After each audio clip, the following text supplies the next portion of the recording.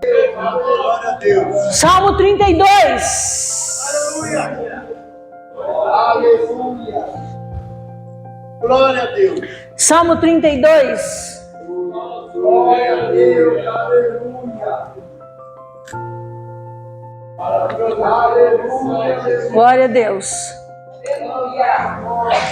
Aleluia. Glória a Deus. Glória a Deus. Aleluia. Aleluia. Bem-aventurado aquele cuja transgressão é perdoada e cujo pecado é coberto. Bem-aventurado o homem a quem o Senhor não imputa maldade e em cujo espírito não há engano. Enquanto eu me calei, envelheceram os meus ossos pelo meu bramido em todo dia. Porque de dia e de noite a tua mão pesava sobre mim. O meu humor se tornou em sequidão de estio. Confessei-te o meu pecado e a minha maldade não encobri. Dizia eu: confessarei ao Senhor as minhas transgressões, e tu perdoaste a maldade do meu pecado. Eu acho que se a gente ler até aqui, a gente já sabe por que Davi escreveu esse salmo. Davi se envolveu em 3 pecados, basicamente: adultério, assassinato e dissimulação. Nós estamos falando do rei Davi. Sabe por que eu gosto da Bíblia? Porque a Bíblia fala as virtudes e fala os defeitos também. Não esconde nada. Não esconde nada. Adulterou, matou e fingiu que não era com ele. 1 ano Davi ficou fingindo que não era com ele o negócio. 1 ano. Até que Natan vai bater na porta dele. E esse salmo, ele começa da mesma maneira que Jesus começou as bem-aventuranças lá em Mateus capítulo 5. Bem-aventurado, feliz, abençoado. Quem é abençoado, feliz? Davi sabe do que ele está falando aqui, irmão? Ele sabe. Aquele cuja transgressão é perdoada. Essa palavra transgressão, irmão, ela é pechar. Traduzido, é um dos termos mais fortes do Antigo Testamento. Sabe o que significa? A maldade pessoal. O seu significado básico dessa palavra é rebelião. Alta traição ao soberano. Olha do que Davi está falando, irmão. Ele sabia o que significava trair a Deus. Pecar de uma maneira horrível. Essa palavra significa passar dos limites ou se rebelar contra Deus. Essa palavrinha, transgressão, significa tudo isso.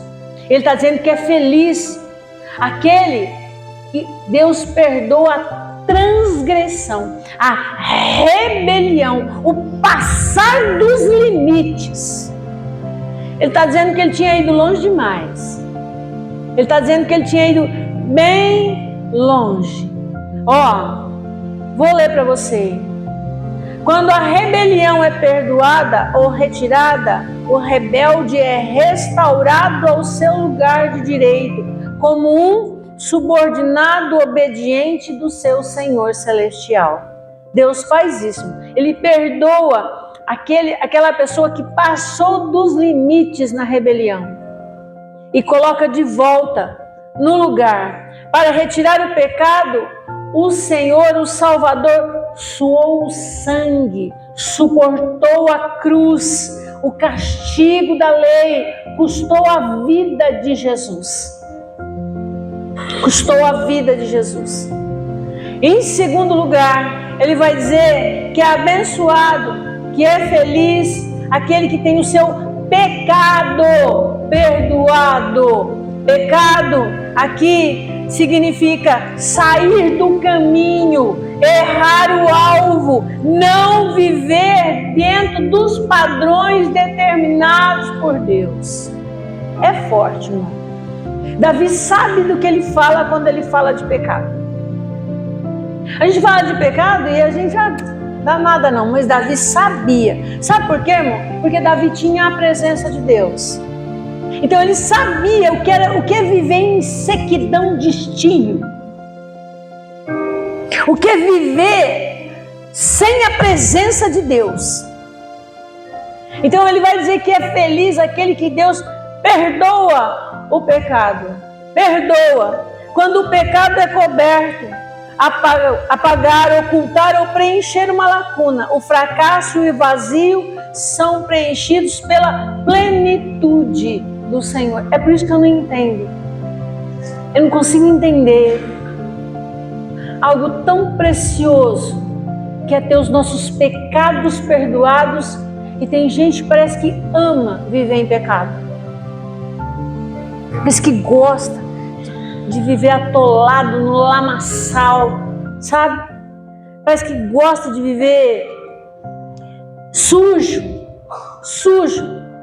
Aquele que outrora viu o pecado na sua deformidade horrível, por isso que eu não entendo, apreciará a felicidade de não mais o ver para sempre.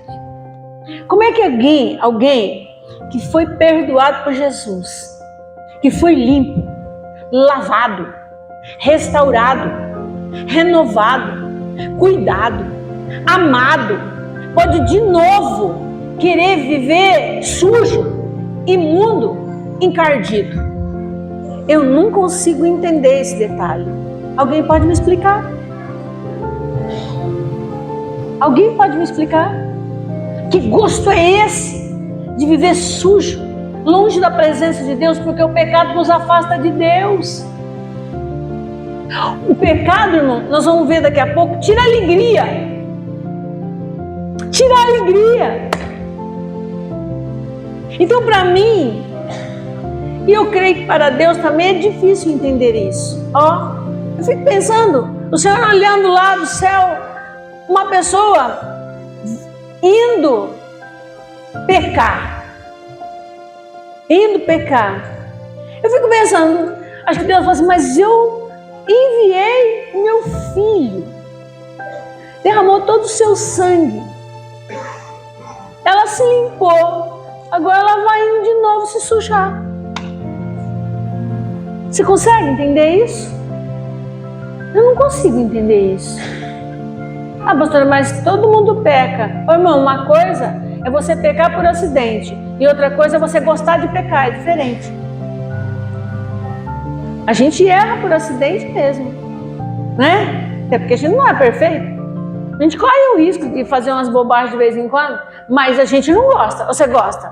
Eu não gosto, irmão. E o dia que eu faço alguma coisa que eu sei que desagradou o Espírito Santo de Deus, mas eu fico incomodada, eu fico angustiada. E eu entendo Davi falando essas palavras aqui. Bem-aventurado o homem a quem o Senhor não imputa a maldade, não atribui iniquidade. E a palavra aqui significa depravação, distorção moral. Todas as vezes que você vê a palavra iniquidade na Bíblia, você pensa logo em sujeira moral. Distorção moral, comportamento tortuoso e perverso. Tem isso, igreja? Será que tem isso? E eu ficava lendo isso aqui hoje e falava, mas Senhor, será que tem esse negócio? Tem, irmão, tem. Eu te digo para você, eu te digo que tem. Esse termo aqui, quando Deus não imputa, essa palavra é um termo de contabilidade. Sabe o que significa? Colocar na conta. Significa acrescentar no registro. Colocar na conta. Sabe o que aconteceu? Essa iniquidade, esse pecado, essa maldade, o Senhor imputou, colocou na conta de quem? de Jesus. Colocou na conta de Jesus. E você tem coragem de pecar de novo? Tem? Pegou tudo e colocou na conta de Jesus. Jesus foi o seu substituto, irmã. O seu substituto. Tudo foi na conta dele. Foi o seu substituto. Bem-aventurado. Diga, eu sou bem-aventurado. Eu sou abençoado. Foi tudo para a conta de Jesus. E como é que a gente tem coragem de novo de se rolar na lama? Tem? Tem coragem? Feliz é aquele em cujo espírito não há dolo. Em cujo espírito não há dolo. O que significa isso? Significa uma confissão completa que traz purificação do engano e da hipocrisia. A maior hipocrisia de todas. Vou te falar qual é. É a negação do pecado por parte daquele que foi perdoado. Sabe, quando a gente... Mas Davi também fez. Sabe? A gente negar, ao invés de confessar. Negar. Essa é a maior hipocrisia. Depois, no verso 3, ele vai dizer algo muito forte. Enquanto eu me calei, envelheceram os meus ossos pelo meu bramido todo o dia. Ossos envelhecidos. O pecado tem um efeito devastador para o corpo. Sabia que tem doença que é resultado de pecado? Sabia? Tem doença que é só confessar que sara. É só não confessar e não praticar novamente que sara. Quantas vezes eu já fui orar para pessoas, fazendo a pessoa confessar os pecados, no outro dia ela estava boa. Quantas vezes? O pecado faz envelhecer os ossos. Deus não permite que seus santos pequem impunemente, pois o pecado é um chicote implacável que atormenta o homem e o leva a adoecer física, emocional e espiritual. A pessoa que está vivendo no pecado e é assim, vai sofrer doenças físicas, sofrer doenças emocionais, sofrer doenças espirituais. Irmão, pecar não vale a pena. Pecar não vale a pena. Charles Spurgeon diz: o pecado é uma serpente, e aqueles que o encobrem mantêm aquecido esse réptil venenoso, para que possa picar com mais violência e espalhar seu veneno e malignidade de modo mais eficaz. Então, enquanto a gente esconde, enquanto a gente não confessa, enquanto a gente fica tentando dissimular como fez Davi, a gente tem as consequências disso. Isso podem ser até doenças físicas, doenças emocionais. Tanta gente depressiva, tanta gente angustiada, tanta gente com doenças de alma, pecados encobertos, pecados escondidos. Aqui o texto diz que a mão de Deus pesava todo dia. Irmão, a mão de Deus é uma bênção. A mão de Deus nos alcança. A mão de Deus nos abençoa. A mão de Deus nos levanta. Agora você imagina a mão de Deus pesando. Imagina a mão de Deus pesando. Se a mão de Deus, você estende as tuas mãos para me abençoar, Senhor, estende as tuas mãos para levantar, Senhor, estende as tuas mãos para curar. Agora imagina Deus estender as mãos para pesar. O pecado faz isso, irmão. O pecado faz isso. Confessei-te o meu pecado. Confessarei ao Senhor as minhas transgressões, e tu perdoaste a maldade do meu pecado. Irmão, não há nada mais precioso do que o perdão de Deus, do que a misericórdia de Deus. A mão de Deus pode ser nossa fonte de consolo, mas pensa na mão de Deus pesando por causa de pecados não confessados, por causa de pecados que a gente não deixa, pecados de estimação, pecados que a gente vai carregando e vai achando bonito e vai achando que porque ninguém está vendo, Deus também não, mas Deus está. Deus está vendo, Deus está contemplando, irmão. O texto diz que o meu vigor se tornou em sequidão de estio. Que é isso, irmão? O pecado abate o espírito, entristece a alma. Irmão, não se engane com a fotografia do Facebook, meu filho. Não se engane com isso. Não se iluda que pecado é bom. Não se iluda com isso, meu filho. Não é. A gente vê as pessoas fazendo tudo errado e sorrindo, irmão. Isso transforma as pessoas secas, tornam as pessoas secas. O pecado traz sequidão, faz a mão de Deus pesar. É muita coisa ruim, irmão, para a gente continuar alimentando isso. É muita coisa ruim junto. Eu prefiro ficar com a misericórdia. Eu prefiro ficar com a compaixão. Ainda que venham as lutas, dificuldades, ainda que venham momentos de tribulação, eu ainda prefiro ficar com a mão de Deus estendida para me abençoar, não para pesar. Não vale a pena. Você conversa com alguém que está vivendo no pecado e eu já detecto logo, irmão. Eu não sei porquê, mas eu já vou ser, tem coisa escondida aí. Detecto logo.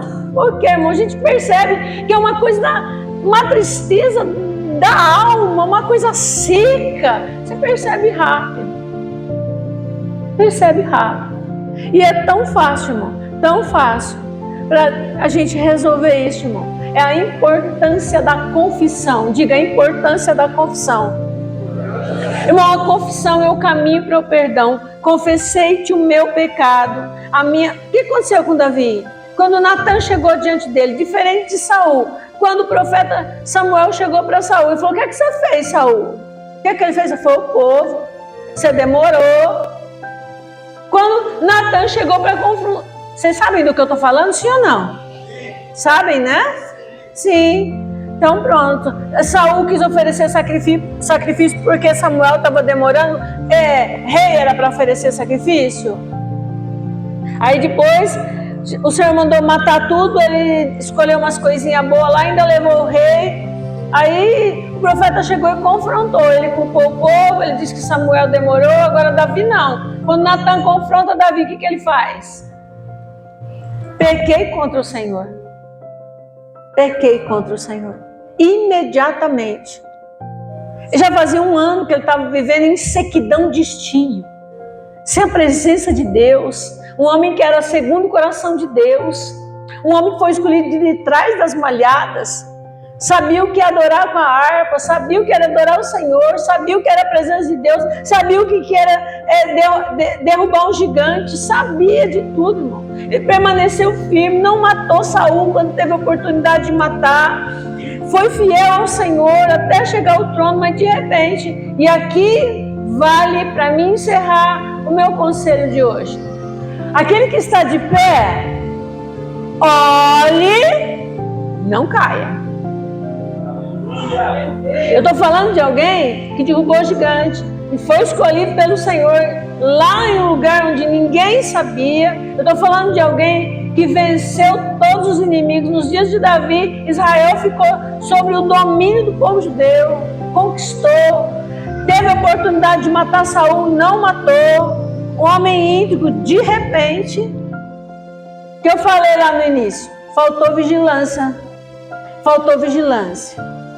Aquele que está de pé, olhe não caia. E a gente precisa observar tudo. E especialmente conhecer a palavra de Deus. Porque tem coisas que a gente acha que não é, mas é. Acha que pode, mas não pode. Todas as coisas me são lícitas, mas nem tudo me convém. Todas as coisas me são lícitas, mas não me deixarei dominar por nenhuma delas. Então nós temos que vigiar, irmão. Especialmente quando você está num nível com Deus, na presença de Deus, você vigia mais ainda.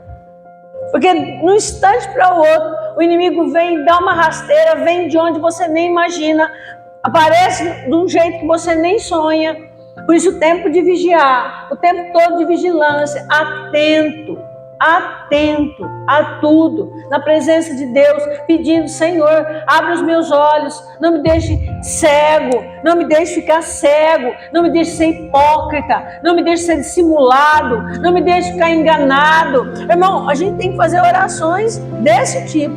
É assim que eu faço: Senhor, não me deixe cega, me faz enxergar, me dá discernimento, me mostra por onde o inimigo pode vir, abre os meus olhos. Irmão, e muitas vezes, e não faz muito tempo que eu vivi isso, a gente nem imagina, e quando a gente nem imagina, puf. Aí você fala: mas como que eu não enxerguei isso? É a primeira pergunta que me veio: mas como é que eu não vi isso?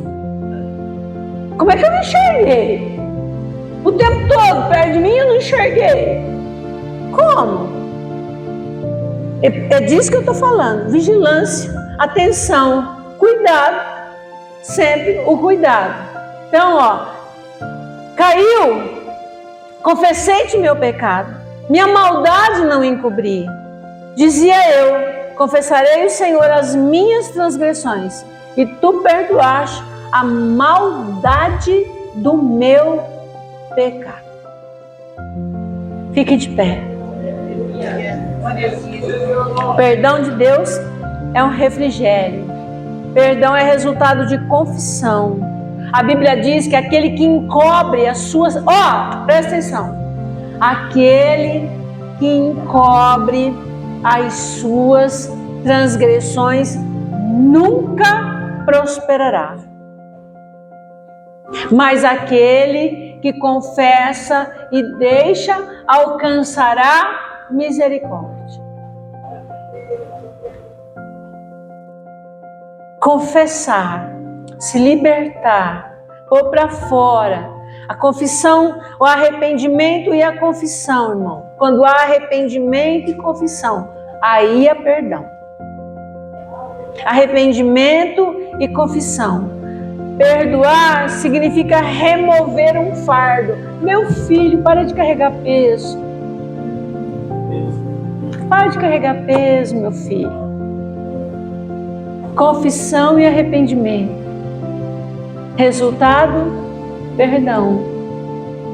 Pare de carregar peso, irmão. A Bíblia Sagrada retrata essa questão do perdão no Velho Testamento. No dia da expiação, o Yom Kippur, 2 animais eram escolhidos. Um animal era para o sacrifício e um outro animal, 2 bodes. Um animal era para o sacrifício, era morto, sangue derramado, e o outro é chamado bode expiatório. A gente já ouviu isso, né? O que é um bode expiatório? É sobre a quem recaía a culpa. Então, um animal era morto e o outro animal, o sacerdote vinha no dia da expiação, colocava a mão sobre a cabeça do bode expiatório e levava o bode para o deserto e confessava todos os pecados de Israel sobre aquele bode. E o bode era levado, irmão, se você quer conferir depois, está no livro de Levíticos, capítulo 16. Você lê lá na sua casa, do versículo 20 ao 22. E o bode era levado. A gente às vezes diz, né? Sobrou para mim, sou bode expiatório, né?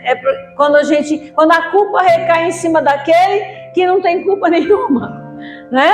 A gente costuma dizer essa frase, mas E esse bode era levado para o deserto para ficar lá e lá, né, morrer, enfim.